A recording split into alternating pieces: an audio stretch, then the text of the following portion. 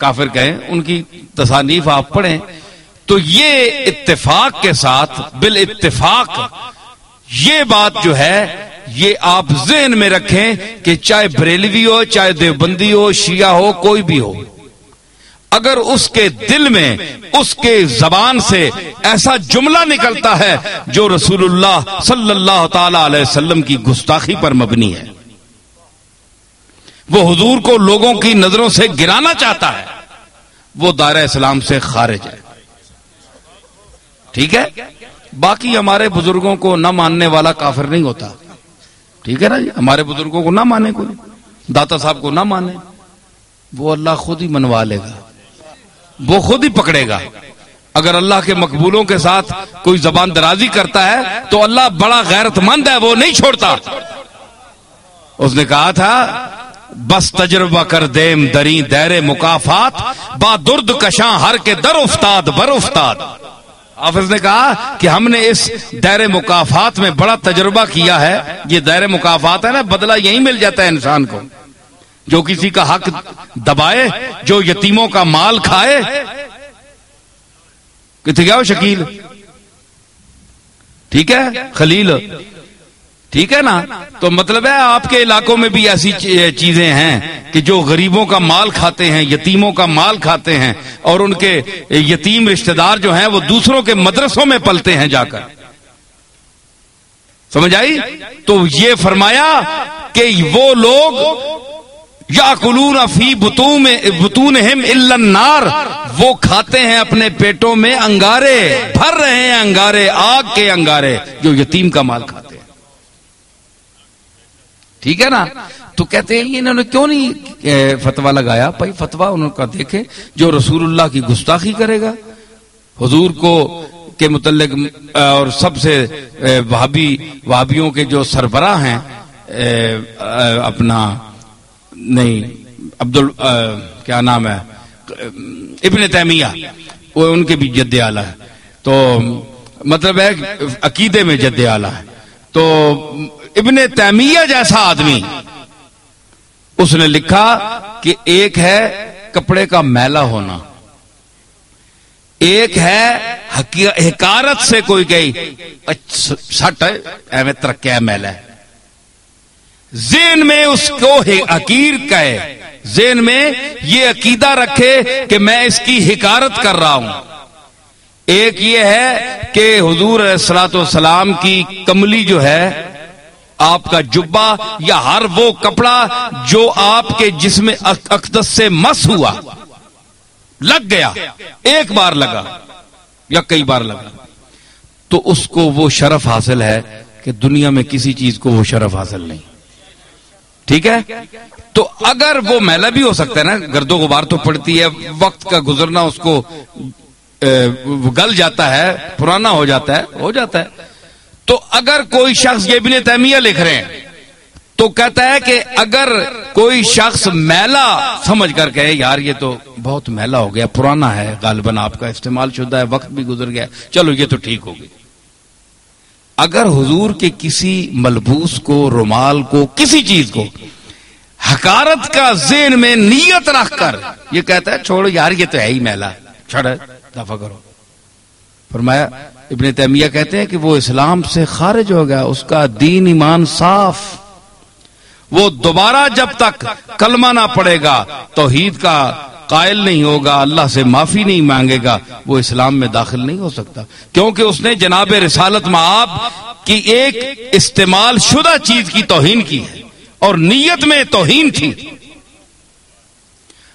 تو حضرت پیر میر علی شاہ رحمت اللہ علیہ، یہ کبھی آپ نے ایسا نہیں کیا کہ جو بھی ہو، چاہے وہابی ہو چاہے کوئی بھی ہو، ایک شخص جو گستاخی رسول کر رہا ہے تو آپ اس کو مسلمان سمجھیں گے، یہ بات بھی نہیں ہے. لیکن یہ چھوٹے موٹے مسئلوں پر جو موریں اٹھی ہوئی ہیں جناب، یہ بھی کسی نے کیا، کوئی 11ویں کو نہیں مانتا جی وہ بھی کافر ہے، کوئی فلانی چیز کو نہیں مانتا وہ بھی کافر ہے، جو اذان کے پہلے الصلاۃ والسلام یا رسول اللہ نہیں پڑھتے یا اس کو منع کرتے ہیں وہ بھی کافر ہے. یہ کوئی بات نہیں ہے، یہ کوئی ایسی باتیں نہیں ہیں کہ آپ ان کو قطعیات میں سمجھیں اور اس وجہ سے اتنا اختلاف ڈالیں کہ ایک طرف کلاشنکوفیں آپ نے اٹھائی ہوئی ہیں، لڑائیاں ہو رہی ہیں، قتل و غارت ہو رہا ہے، تو یہ کیا فساد ہے؟ یہ کوئی چیزیں نہیں ہیں سوا ذات اللہ کے بعد حضور علیہ الصلوۃ والسلام کی ذات ہے. اس کا احترام آپ پر بھی فرض ہے، ہمارا بھی فرض ہے. لیکن حضور نے یہ بھی فرمایا کہ مجھ کو اتنا نہ اٹھاؤ، اتنی تعریف نہ کرو کہ مجھے اللہ کے جو ہیں اپنے عیسیٰ علیہ السلام اور عزیر کے ساتھ ملا لو، جس طرح انہوں نے اپنے عزیر اور عیسیٰ کو اللہ کا بیٹا کہہ دیا تھا. مجھے بھی تم اللہ کے ساتھ ملا دو کہ اللہ اور مجھ میں کوئی فرق ہی نہ رہے. یہ بھی منع ہے، یہ سرکار نے منع فرمایا ہے، حضور کا حکم ہے. بندہ بندہ ہے، اللہ اللہ ہے. سمجھ آئی؟ یہ سرکار کی تعلیم ہے، تو یہ سرکار کی اپنی تعلیمات پر ہمیں چلنا چاہیے. اتنا بھی نہ آپ بڑھائیں کہ کل ہمیں قیامت کے دن حضور کے سامنے آپ حکم دیں کہ ان کو جوتے مارو. تو اس محبت کا کیا فائدہ؟ محبت تو وہ کرنی چاہیے جس سے رسول اللہ خوش ہوں. تو ظاہر رسول اللہ اسی پر خوش ہوں گے جو آپ کے طریقے پر چلے گا، آپ کے احکام اور آپ کی احادیث اور قرآن مجید کی آیات کی روشنی میں چلے گا.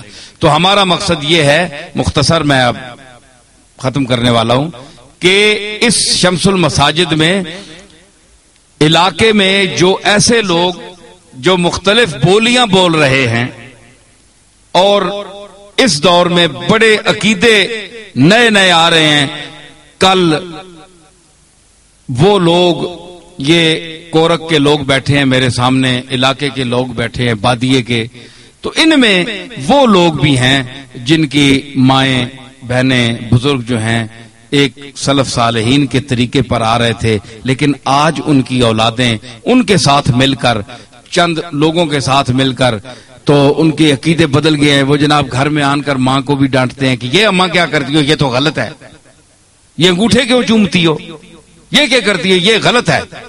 تو ایسے لوگوں سے بھی بچیں آپ. انگوٹھے چومنا فرض نہیں ہے، لیکن کملی والے کا احترام ہے اس میں. سمجھ آئی؟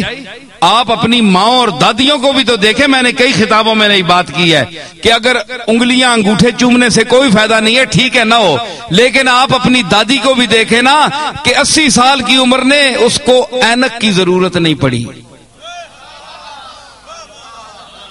تو کیا ہے، آپ کی نانی اماں انگوٹھے چومتی تھی، سرکار کا نام آتا تھا تو صدقے جاتی تھی. اللہ نے رسول اللہ کے نام چومنے کے صدقے اس کی عمر کو، اس کی نظر کو مرتے دم تک سلامت رکھا. یہ عقیدے بھی ختم نہ کرو. یہ نئی پوچھ کو یہ جو نئے لوگ آ کر تعلیم دے رہے ہیں کہ ایسا نہ کرو، ایسا نہ ہو، کہیں ایسا نہ ہو جائے، کہیں ایسا نہ ہو جائے، ان سے بھی بچو.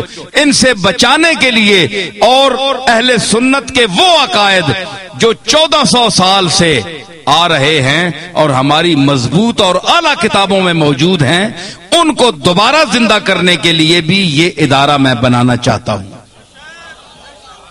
سمجھ آئی؟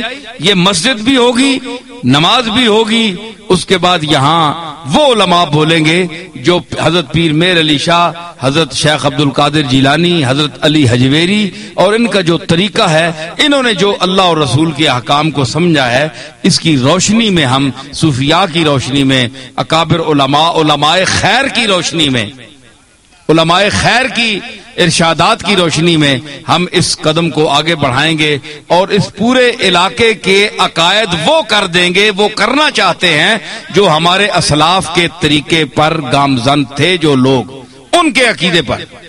تو اس کے لیے آپ کو تعاون بھی کرنا پڑے گا. سمجھ آئی؟ دامے درمے قدمے سخنے،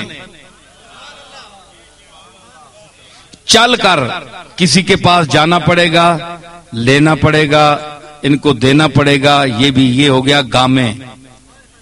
سنے گامے؟ ہاں جی. تو گام کا معنی ہوتا ہے قدم. ہے جی. ہاں تو گامے یہ ہو گیا، گامے چل کر کسی کے پاس جانا. سخنے ایک فون کر دیں، بھائی آپ نے 10 لاکھ روپیہ دینا ہے تو وہ آپ شمس المساجد میں دیں.